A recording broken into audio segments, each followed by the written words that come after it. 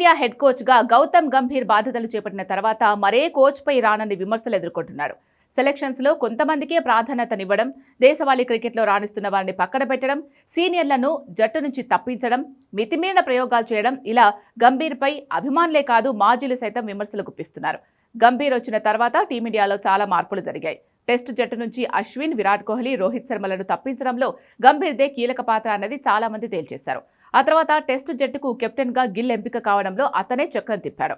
అయితే గత ఏడాది ఆస్ట్రేలియా పర్యటనలో గానీ, ఆ తర్వాత జరిగిన ఛాంపియన్స్ ట్రోఫీ, జూన్లో జరిగిన ఇంగ్లాండ్ పర్యటన, ఆసియా కప్, ఇప్పుడు జరుగుతున్న ఆస్ట్రేలియా పర్యటనలో జట్టు ఎంపికపై తీవ్ర విమర్శలున్నాయి. ముఖ్యంగా సమర్థవంతమైన ఆటగాళ్లను పక్కన పెట్టి తనకు నచ్చిన వారిని సెలెక్ట్ చేస్తున్నాడు అనే విమర్శలున్నాయి. అజిత్ అగార్కర్ కూడా గంభీర్కు సహకరించడం విమర్శలకు దారితీస్తోంది. ఇదే సమయంలో ప్లేయింగ్ 11 విషయంలో కూడా అతను పక్షపాతం చూపిస్తున్నాడు అనే విమర్శలున్నాయి.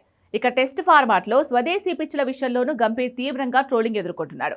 ఇటీవల భారత జట్టు స్వదేశంలోనూ వరుసగా టెస్టు మ్యాచ్లు ఓడిపోతుంది. ప్రత్యర్థులు స్పిన్ ఉచ్చులో బిగించాలని చూస్తూ తానే చిక్కుకొని ఓడిపోతూ ఉంటుంది.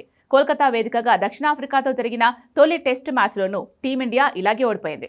ఈ క్రమంలో కోచ్గా గంభీర్ను తప్పించాలి అనే డిమాండ్లు ఊపందుకున్నాయి. వీటిపై బీసీసీఐ స్పందించింది. హెడ్ కోచ్ గంభీర్పై పూర్తి విశ్వాసం ఉన్నట్లు వెల్లడించింది.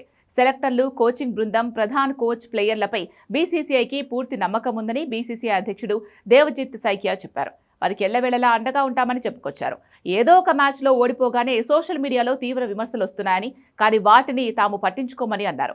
ఇదే టీంతో మనం ఛాంపియన్స్ ట్రోఫీ గెలుచుకున్నామని, ఆసియా కప్ను కూడా సాధించామని గుర్తు చేశారు. ఇంగ్లాండ్ గడ్డపై సిరీస్ను సమం చేసుకున్న విషయాన్ని మర్చిపోవద్దు అన్నారు. రోహిత్, అశ్విన్, కోహ్లీ వంటి ఆటగాళ్ల రిటైర్మెంట్తో ప్రస్తుతం సంధి దశ నెలకొందని, వారి స్థానాలను భర్తీ చేయాల్సి ఉంటుంది అన్నారు. కాబట్టి కాస్త ఓపిక పట్టాల్సి ఉందన్నారు.